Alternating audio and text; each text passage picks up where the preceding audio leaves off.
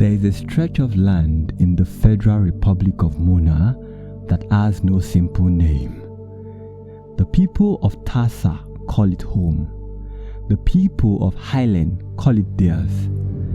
For 70 years, that disagreement has simmered, sometimes quietly, sometimes violently, along one of the most contested borders in the nation. On one side, Ugulore State, home to the community of Tarsah, and on the other side, Mineral Land State, home to the community of Ilen.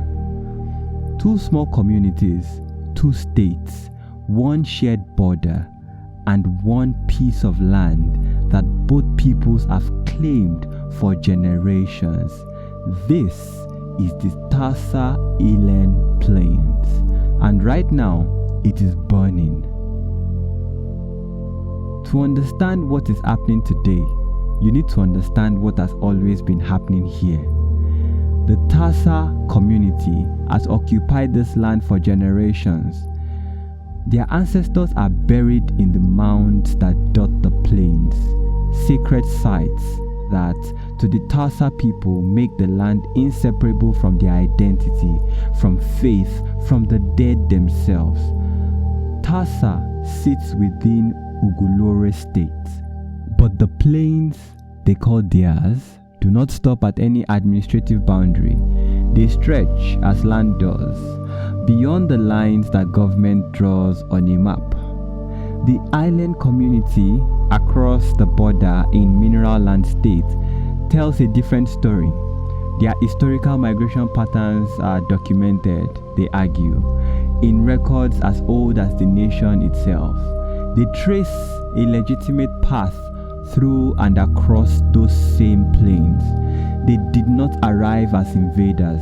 They arrived, they say, following water, following seasons, following the routes their forebears traveled for centuries.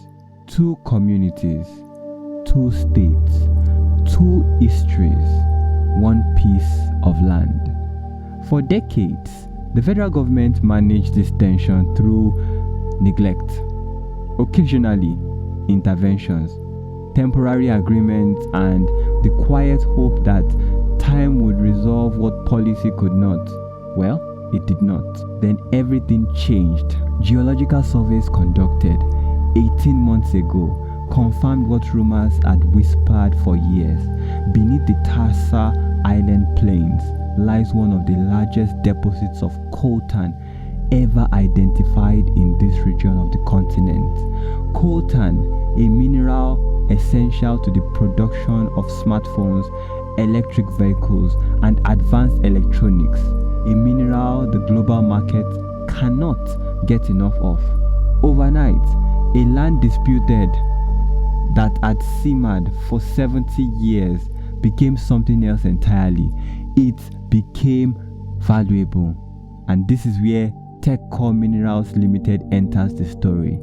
An international mining and technology firm with operations around 4 continents, TechCore approached the federal government of Mona with a proposal: a large-scale extraction partnership, billions and billions in foreign direct investment, 10,000 construction jobs, 3,000 direct long-term positions. For a nation still navigating economic recovery, it was an offer difficult to ignore. But the questions it raised were ones that no one had answers to. Who owns the land? The federal government, which holds constitutional authority over mineral resources? Is it the state government of Ugulore and Mineral Land, which govern the territory on either side? Or the communities of Tarsah and Ilen themselves, whose ancestors, whose graves, whose lives are woven into that soil? And here is where the crisis deepens further. Because Tarsah and Ilen are not states, they are not governments, they do not have ministries or legal departments or seats at the negotiating table. They are communities, very small ones, with everything to lose. and very little formal power to protect it. While politicians in the state capitals of Ugulore and Mira land debated jurisdiction, and while federal officials in the capital considered the investment terms, the people living on the plains began to hear a message that no government communicated officially, but it reached them all the same, that someone else was about to profit from what they had always considered theirs. The violence, when it came, was not surprising to those paying attention. Cross-border youth militias, some organized, some opportunistic, began mobilizing along the plains. Settlements were targeted. 3 communities were burned. Citizens fled. In 72 hours, 14 people were dead. Over 100 were displaced, and the fragile peace that had held imperfectly for years was gone.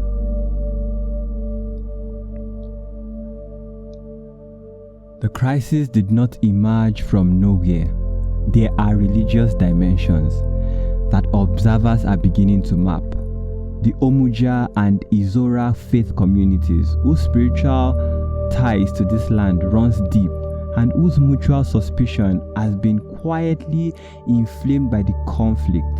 There are political dimensions between the 2 state governments, between those states and the federal center, that powerful actors on multiple sides appear unwilling to name publicly. And there are economic dimensions. Who stands to gain from Texcor's arrival? Who stands to be displaced by it? And whose voices have appeared in none of the negotiations? That remains dangerously unresolved. Well, what is known is that the situation is escalating.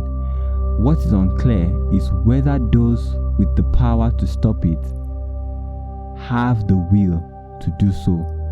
And what is unconfirmed but widely discussed is whether the interests shaping this crisis extend far beyond the plains, far beyond Tarsah, far beyond Ilen. The President of the Federal Republic of Mona has invoked executive authority.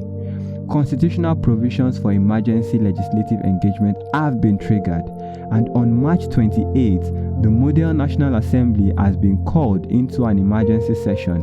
The charge is clear.